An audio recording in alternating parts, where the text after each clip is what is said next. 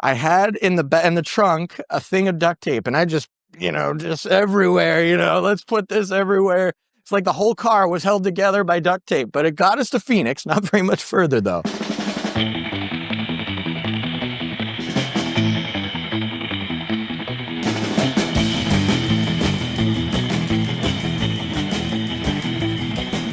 Well, that was different, everybody. Thanks so much, everyone, for tuning in to the Sermon Summer Surfin Spectacular here on the Bible Geeks. We are doing something a little different, where we're dropping a couple of sermons and teachings and old-style conversations we've had on radio programs and whatever here while we take a little bit of a break. So this is the first sermon of our 7-sermon Summer Surfin Spectacular, and we're really excited on this one.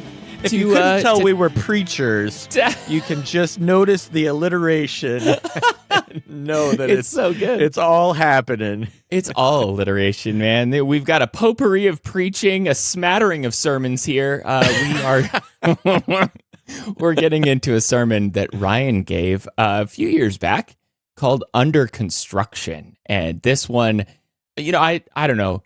We're going to get into this. We're going to play this sermon for everybody. We'll talk about it a little bit afterward. But boy, like when you were talking in this one about your DIY, like living in a construction zone, I felt that so hard because I felt like for the last how many years that you lived in Phoenix, your house was like a complete project for that whole time.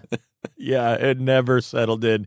And we just, you were in our concrete floor, bare walls, just... I don't ever remember not having a concrete floor. Yeah, I mean, it was beautiful at the end, and I don't even know if you ever went in whenever everything was completely done, because that's when we sold it. But, the idea of choosing this sermon, as we talked about, hey, what kind of ties in with where we ended up in our Square One series that we just ended up is, we talked about the idea that we're all still under construction. We're all a work in progress.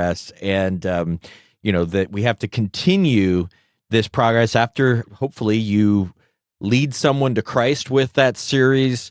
The work is just beginning. And so that's where we're going with this particular sermon. Yeah. And the work in progress nature, I think you really highlight that a lot and give some real practical advice here. So excited to get into this one. We'll play the sermon here for everyone to hear if you haven't heard it already. And then afterward, we'll come back.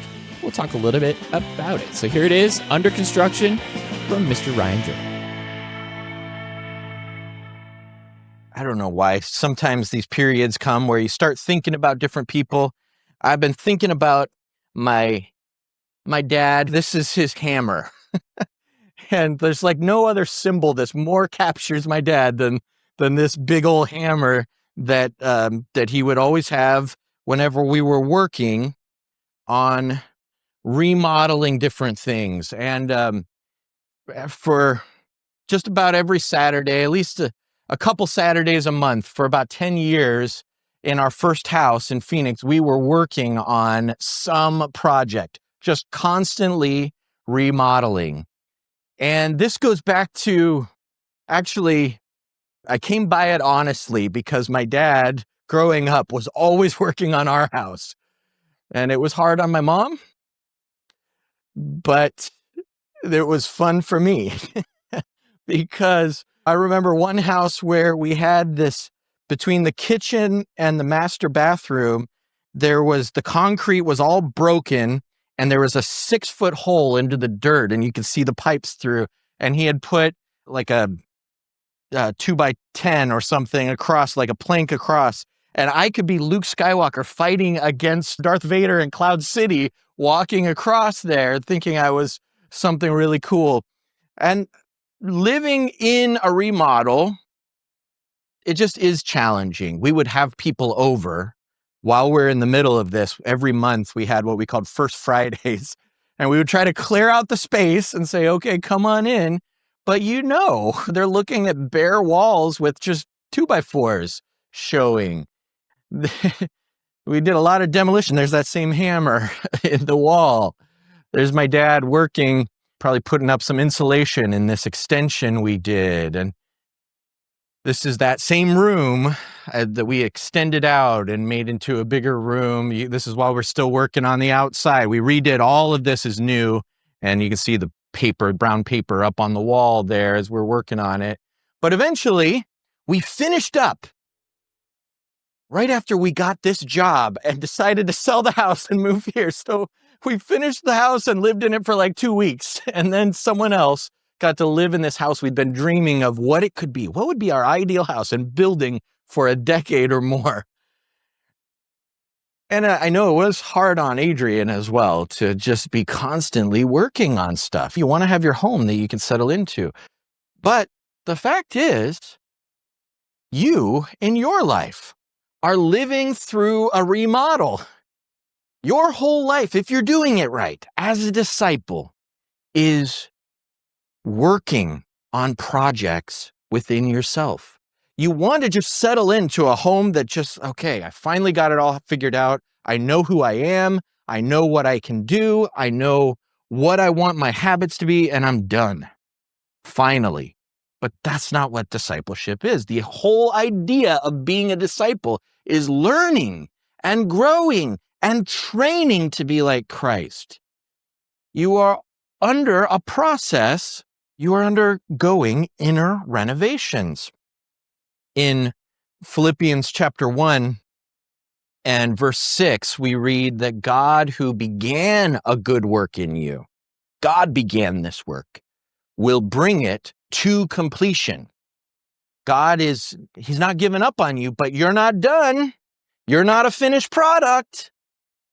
God started this work whenever he called you to himself and made a way for you to come to him. And he has big things in store for you to be like Jesus. And he's going to keep working on you. Does that mean that it's all going to be taken care of by God like a zap? No. In chapter 2, verse 12 of Philippians, a little bit later in the book, he says, you continue to work out your salvation with fear and trembling. But then the next verse he says, for it is God who is at work within you to will and to work for his good pleasure. It's a partnership, but God is working in you and you need to keep working. Because Paul says in verse 12 of chapter 3, the next chapter, I haven't obtained it yet. I'm not complete. I'm not perfect. But one thing I do in verse 13, I strain forward. I'm reaching. It's this metaphor of a race. I am straining all of my muscles, giving my last ounce of strength to reach for that goal. I'm striving for it. I forget what's behind and I look forward to what I need to become and where I'm going to go and where the end of my story is. And I'm looking towards that. And he says in verse 16, if you're mature, think this way. And if you don't think this way yet, then God will reveal that to you. Only don't fall backwards from where you are. Keep holding to what you've obtained and moving forward.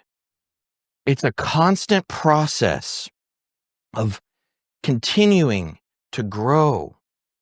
Paul uses this interesting metaphor in 2 Corinthians 5, 1-10 of this earthly house, the body, and our life here, like an earthly, he says it's like a tent here. This is just temporary, but we're not going to go unclothed, but someday we're going to have a house, our resurrection body.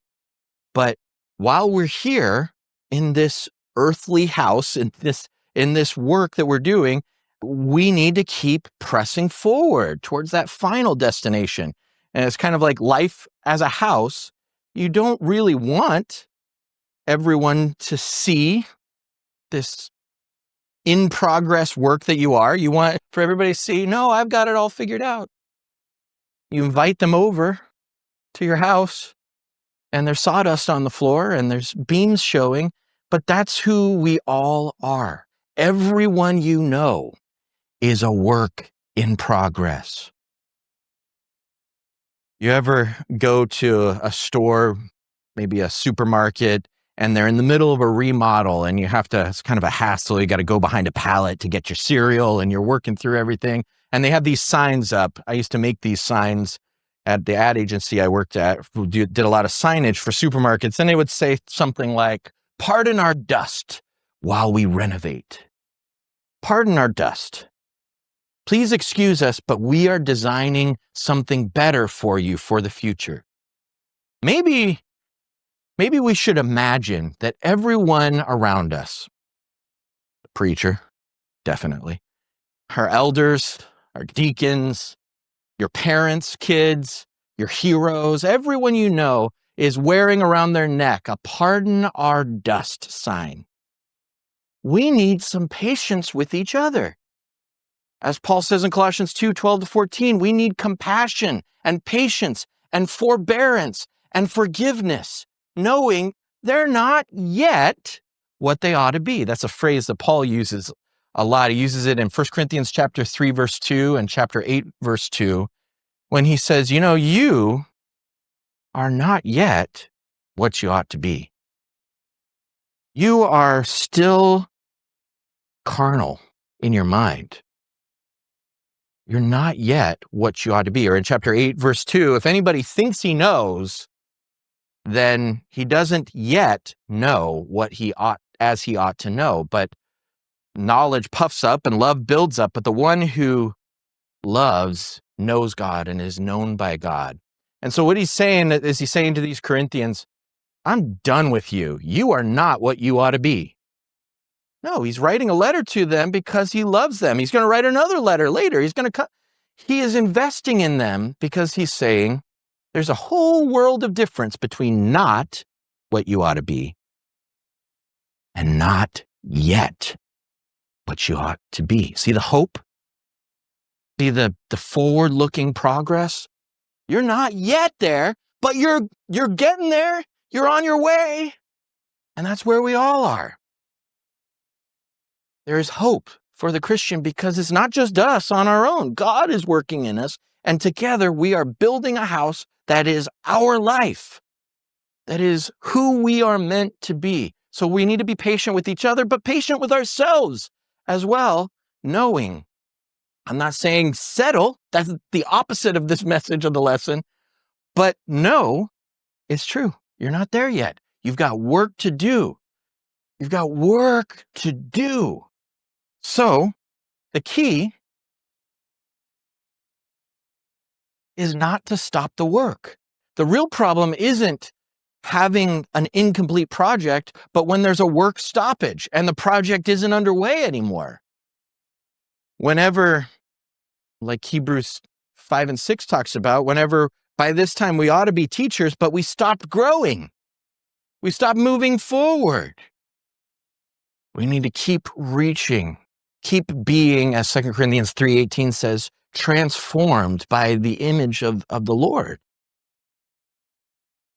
And so I want to talk about 4 steps in this process of construction, 4 different steps that we can take. And the first one is to sharpen the edge. These are works. This is a project that we all need to individually do. This isn't work.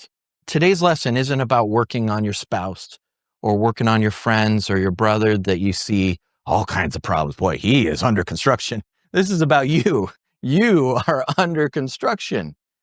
And so what do you need to do? I'm challenging you to look inward to sharpen your edge. What an interesting phrase. Sharpen the edge. This comes from Ecclesiastes chapter 10 and verse 10, which says, if the iron is blunt and one does not sharpen the edge, he must use more strength. But wisdom helps one to succeed. It says to sharpen the edge. Think of an axe you're using, a saw, a knife, and you sharpen the edge.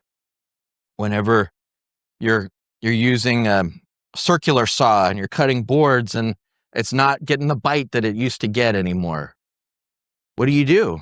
Well, you reach into that Home Depot bag of replacement blades and you sharpen the edge. You put a new blade on it, right? It's a moment away from cutting, right? And sharpening takes time. We may want to stop. We may want to avoid sharpening because it seems like you're not being as productive when you're sharpening. You're not cutting anymore.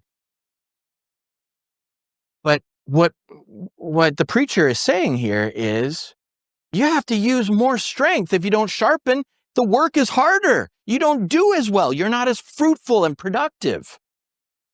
And so wisdom helps one to succeed. The wise thing is to, as our parents used to say to us, work smarter, not harder. And that means making time in your life, saving energy for just you to get better. How much are you investing in getting better at developing skills that you don't already have? Not saying, well, that's just not my gift, but saying, how can I develop a new skill that I can use for the Lord? I'm not a teacher. Well, maybe you never will be, and that's okay. Not everybody is. But maybe I wasn't always a teacher. No one was born a teacher. But you can learn. Maybe you would love to cook meals for people that are needing meals, but I'm not a cook. I don't know how to do that. Well, maybe you could learn. What can you learn? What can you develop? When was the last time that you read a book, a spiritual book, just for the purpose of growing? You weren't teaching a class. You weren't doing something that necessitated it. It wasn't part of like okay, this is required reading. It's just something you say, I need to grow. And I think an area I need to grow in is my prayer life. I'm going to read. I've heard that this book is a really edifying book on prayer. How's your time in the Word? How's your daily Bible reading or your Bible study, ongoing Bible study? How is your prayer life? See, the point is, as we are under construction, we need to have the wisdom to grow our productivity, to sharpen the edge, because that will make us more fruitful. But secondly, we need to do, this is an even deeper work, the work of squaring ourselves up. So my dad, with his hammer, always had the speed square with him, and it was just like muscle memory. Slap it down, mark the pencil, cut, constantly making sure everything, what this does, make sure it's what you're cutting is square. Or you take a level. Is the bubble in the middle? Is it plumb? Is this wall plumb? Amos talks about, metaphorically, holding up the plumb bob and the string to make sure that Israel is upright. There's this word in the Hebrew, yosher. And what this word means is straight. It can refer to being plumb, like the upright frames for the tabernacle in Exodus 36 and verse 20, being straight up and down vertically.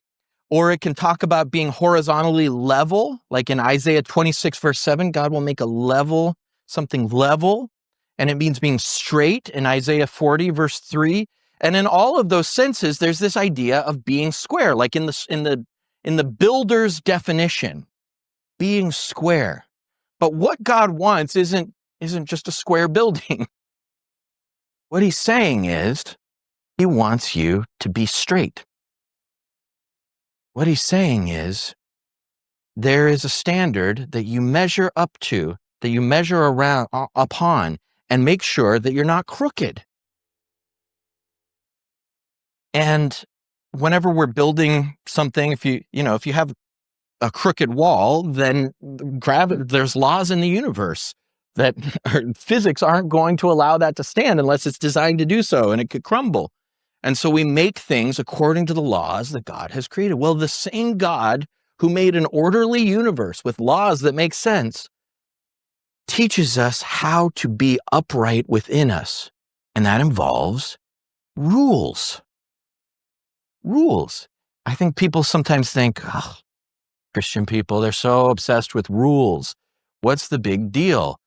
As if there's some kind of amorphous spirituality we're going to have that has no standard, no sense of uprightness, even though all of us know that honesty matters.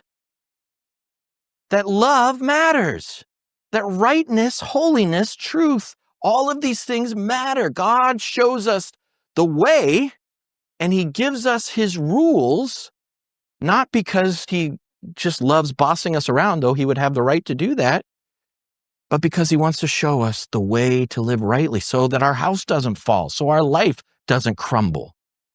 And so using this same word, you'll share the same word as the upright and the level and the plumb.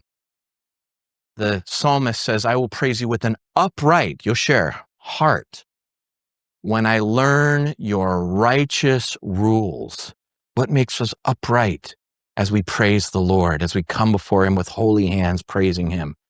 We learn his righteous rules, and we level our lives, and we constantly check.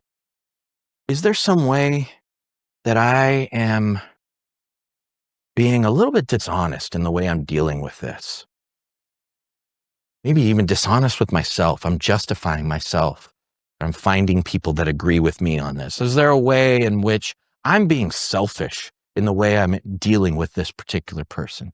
Is there a way in which I'm kind of trying not to look at God's law about this particular thing and putting this one little part of my life, this little crooked part, I'm kind of building up some dirt around it so nobody has to look at it and I don't even have to look at it?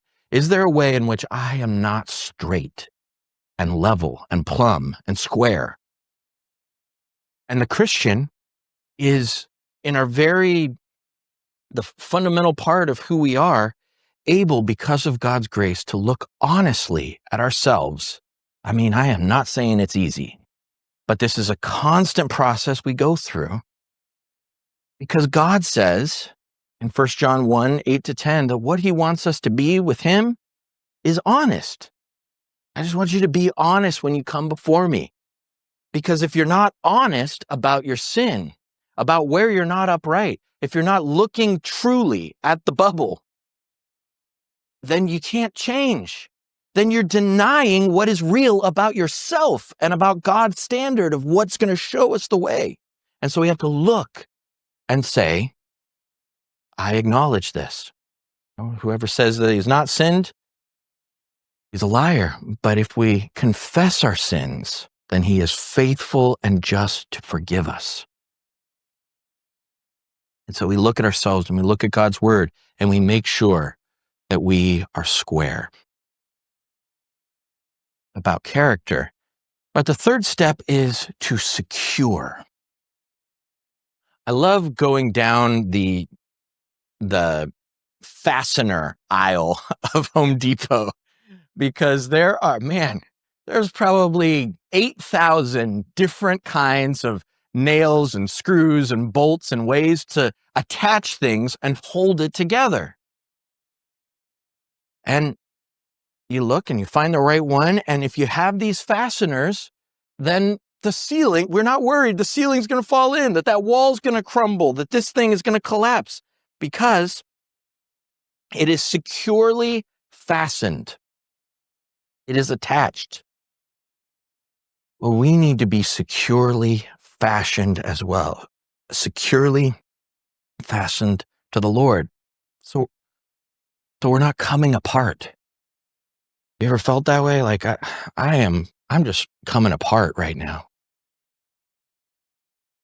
And the opposite of that is being grounded. And we just need to find our way constantly back to our faith in the Lord, our confident clarity about our faith and our relationship with God, so that we can say with Paul in 1 Corinthians 15:58, looking at the resurrection, we are steadfast, immovable, always abounding in the work of the Lord. There's a passage I like about this. Again, most of these are from the Psalms because it's about heart work. In Psalm 112, the psalmist says, "For the righteous will never be moved." They are secure. They are solid. They are attached. He will be remembered forever. He is not afraid of bad news. That is a kind of security we all need these days, always have. His heart is firm, solid, attached. What are we attached to? our confidence that we are strong enough to get ourselves through anything? No. He is trusting in the Lord. That is why his heart is firm and his heart is steady, and he will not be afraid. We don't need to live in panic. As Isaiah says in Isaiah 7, do not call conspiracy all that this people calls conspiracy, but put your trust in the Lord and know he is strong, the one who holds history in his hand, the one who holds you in his hand, the one who brings a good end to all things. His heart is steady. The one who trusts in him is steady and will not be afraid. Then he goes to an interesting place. He says he has distributed freely, he is given to the poor. Well, what does that have to do with being secure? Paul quotes this passage in 2 Corinthians to encourage giving when he's talking about to the Corinthians about exhorting them to boldly give to the needs of the Judean church in 2 Corinthians 9 and verse 9. Why is this related to a firm heart? Because in order to be truly generous and to give consistently, we have to trust that the Lord who has given in the past will give in the future as well. That he is the source of our blessings. And so we can give knowing God will continue to bless. We don't have to hoard. Hoarding is the opposite of this. And hoarding and fear and that kind of selfishness comes from an insecure heart who is not grounded and rooted in the Lord. And finally, we need to sweep. The end of every project is cleanup. And so I remember my dad was very, very intent on making sure that Adrienne was not annoyed by our project still being, her house being thrown around, and we'd get out the shop vac and get out the broom and try to clean everything up and make it look as good as we could in the midst of the project. And the Bible talks about cleaning, being internally cleansed a lot. David, in his famous psalm, Psalm 51, that many of us have spent hard times praying to the Lord ourselves, his prayer after his sin with Bathsheba, he says, behold, you delight in truth in the inward being. Purge me with hyssop. Hyssop is the plant, the shrub that had this shrub-like leaf structure that would be like a brush, and you dip it in blood and sprinkle it. It would hold it like a brush, and you could sprinkle the blood or the water at times, but usually the blood to cleanse things in the temple, to cleanse whatever needed to be cleansed. And he says, cleanse me, purge me with hyssop, and I shall be clean. Wash me, and I shall be whiter than snow. Let me hear joy and gladness. Notice he's making a prayer, but he's also stating his confidence that God's grace will be enough. Purge me, and I will be so white. I know I will be pure. Let me hear joy and gladness. Blot out all my iniquities. But then he prays something different, something in addition to cleaning and sweeping everything up and making it, removing the mar, removing the brokenness and the dirt and the filth of our sin. He prays for God to create something. And this is the same Hebrew word as is used in Genesis 1, when God created the heavens and the earth. This is a different act of creation. After you cleanse me, create in me a clean heart. Renew a right spirit within me. Take not your Holy Spirit from me. Restore to me the joy of your salvation. This idea of cleaning, this idea of sweeping is not complete if we stop at just cleanup. There's a lot of things going on in this strange parable that Jesus tells in Matthew 12, but there's a connection to this idea that I think is helpful. Matthew 12, 43 to 45, Jesus talks about this man who has this demon, and the person is talked about like a house. And he says the demon is removed, this unclean spirit, and he goes around, wandering around in the wilderness. And the man sweeps out the house. He empties it, he cleans it, he sets everything in order. And almost as if demons like a clean house, almost like whenever we were about to move out of our house, I was talking about in the beginning, we fixed it up and made it nice for the person who was about to move in. This man had cleaned and ordered and made everything perfect. And the demon out in the wilderness says, let me get 7 of my best demon friends and come back and we'll all move in. And so the state of the house is worse than the first state. And there's lessons about Israel. There's lessons about different things there. But one thing we got to get is it's not enough just to clean out the old. We're going to fill ourselves. And what Jesus is wanting us to fill ourselves with is Him. If He is present in the house, then the demon can't enter. He is the strong man. Fill ourselves with His way of life, the way of the cross, the way that He shows us. Fill ourselves with the Lord, and then we will be in a better state than we were at first. Clean out the old and fill ourselves, and let the Lord create in us something new. I have been known to use duct tape to fix up a house.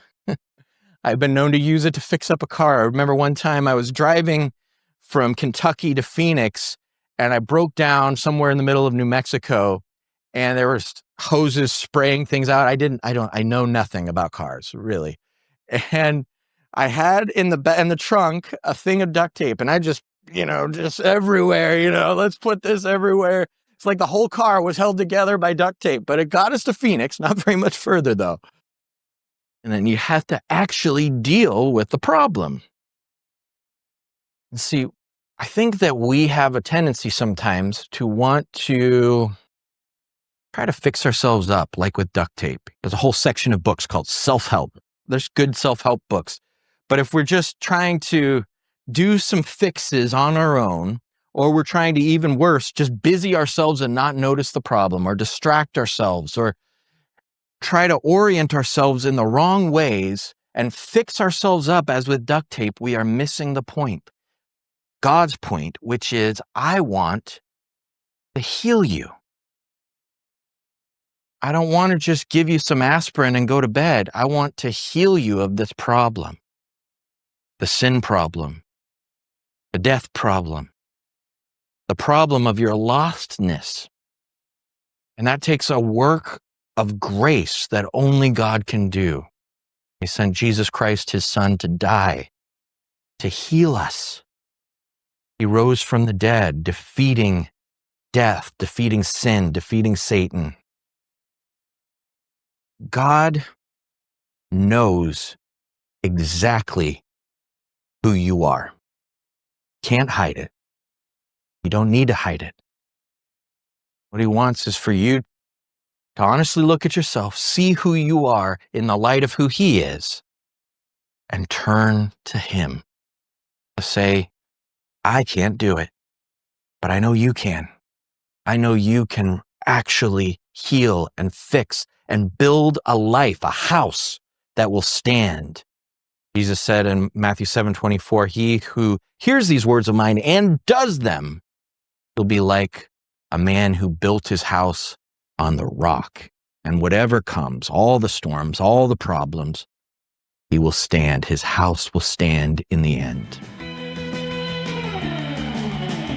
So thinking about your conversation there, it's really powerful points, especially the practical nature of like what it means to be under construction. I think a lot of times, at least for me, it's easy to think in the abstract about, needing work to do or like being growth minded. Like it's hard to really nail that down to some practical stuff. So I felt like this was a really good exploration of just some of those ways that we partner with God in this messy, ongoing work of becoming more like Jesus. Yeah, and that is so core to you and me, our personalities, our podcast, and everything we're doing.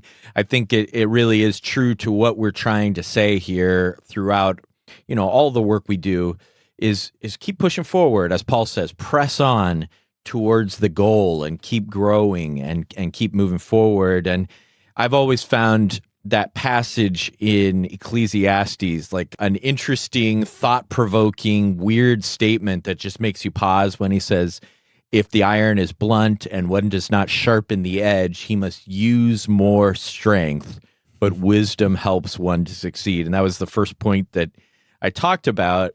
It's like, what did he just say? What are we talking about? Why is this in the Bible? But if you think about it, it's become a saying that people talk about, I think from Stephen Covey, to sharpen the blade, or here sharpen the axe, I think is the idea of the Ecclesiastes proverb. And it's hard to justify in our minds sometimes stopping producing to get better, stopping doing to grow, and to do the work on yourself rather than doing the work in the world. But that's exactly, I think, what the preacher there is telling us to do.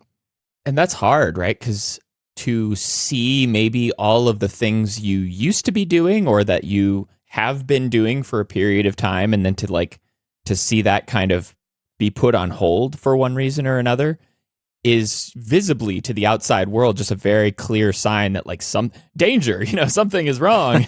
And it's like, no, maybe this is a good time for me to step back. It reminds me of so many of those times where Jesus went off to be alone, right? It's like, shouldn't you be out there in the middle of people? That's your job, Jesus. Go out and be with them and teach them. It's like, no, sometimes you need to go and find those moments to rejuvenate, to sharpen, to get your edge back, and then get back out there and get to the work. So I think it is a challenge, because it's easy to look on those moments as like negative opportunities in my own life. I know I've been there for sure.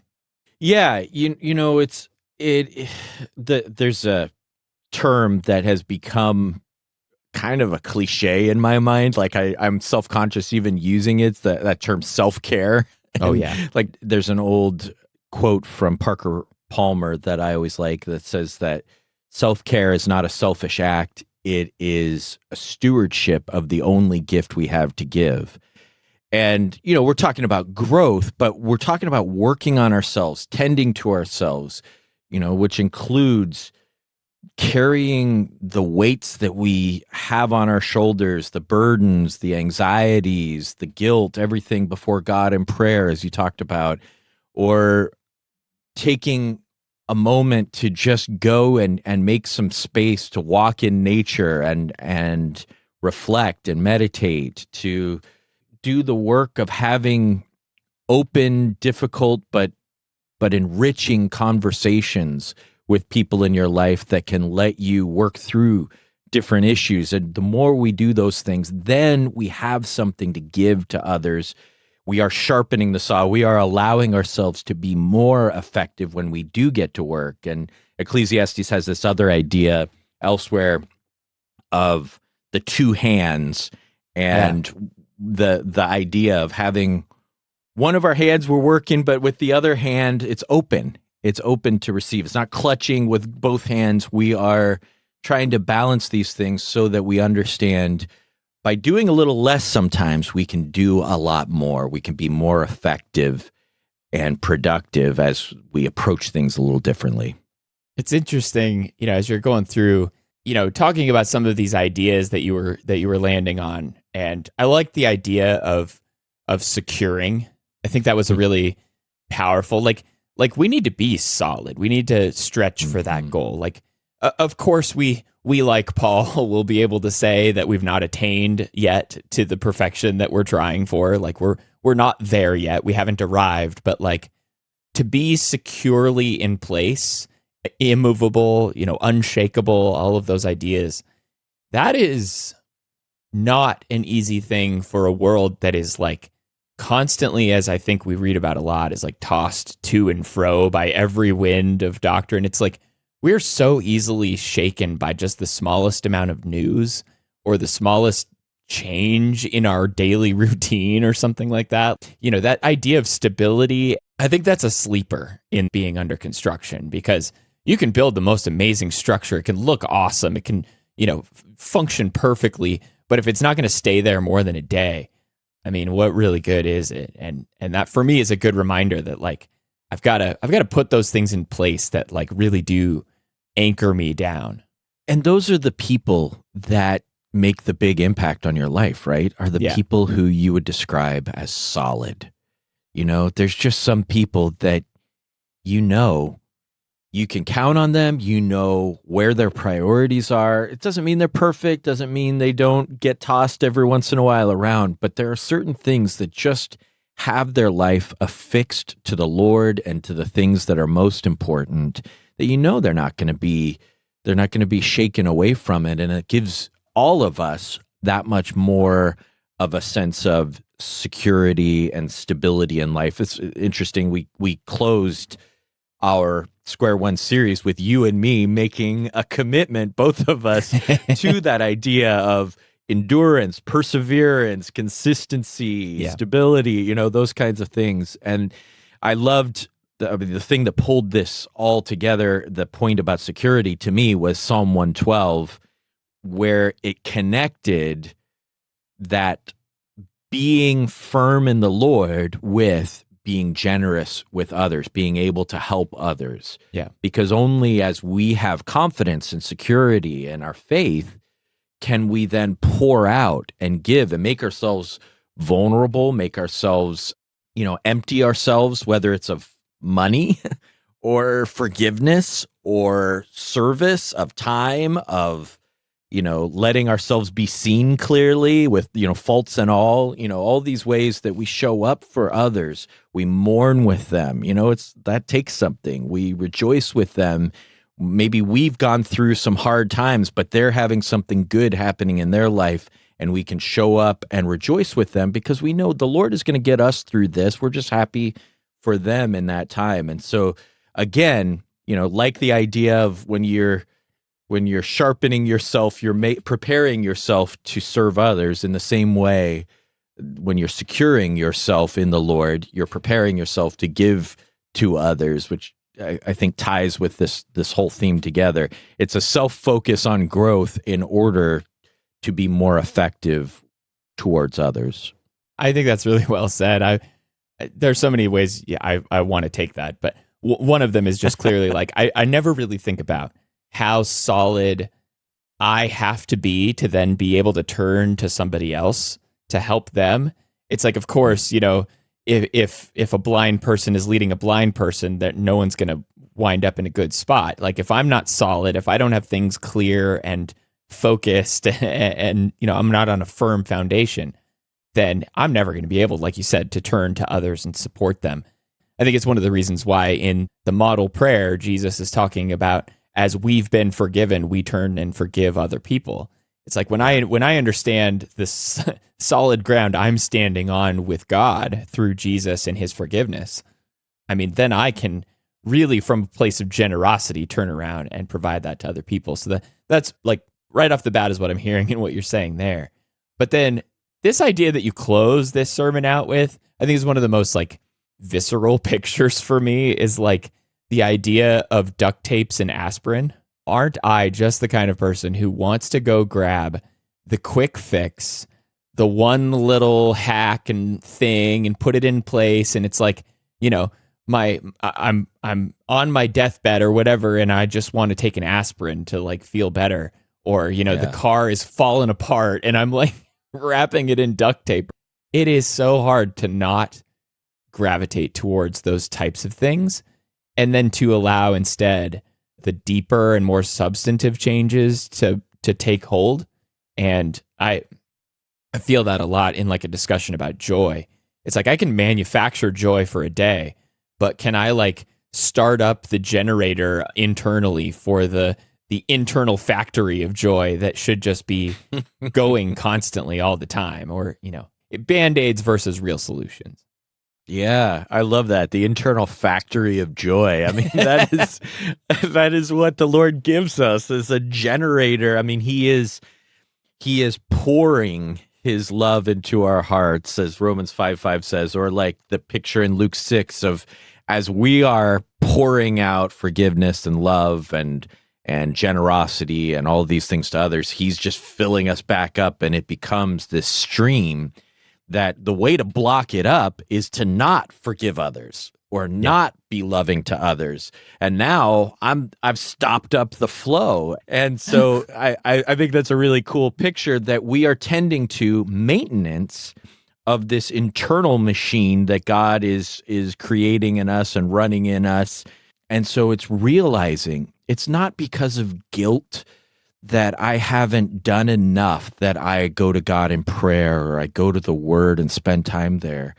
It's because that is where I find the flow of His goodness and His love and His joy and His peace. That's where the real solutions come from. That's more than duct tape and aspirin. And instead realizing, I guess not that there's no place for guilt, but instead realizing this is the source of everything, and I'm drawn to it because I see the good that He is going to continue to do in me. Well, and with so many things, it's just hard to see that eventual product that consistency brings about. And in anything, it's the saving for retirement, it's the going to the gym, it's the anything that requires effort that you don't immediately see a result for. And our spiritual growth is that way. And so I think this really does, tie into pretty well that very last conversation that we had in Square One. And that's why we really wanted to latch on to this one. I love, an opportunity to hear your sermons. And so hopefully people have enjoyed this as well. Also, it is fun to hear Ryan's preacher voice. It doesn't show up on the podcast very much, but it does show up, as I'm sure mine will at some point in this series. So that has been very cool. Thanks for sharing that sermon with us. Absolutely. Yeah, I'm excited about this series. And next week, we've got our special guest for this season of Summer Spectacular Surfin series that we're stoked to say special things about. All right, so this has been our 7-sermon Summer Surfin Spectacular, sermon number 1 of that series, and we're really excited to have you on the board with us for this summer. And until we come back next week for another episode, may the Lord bless you and keep you. Shalom.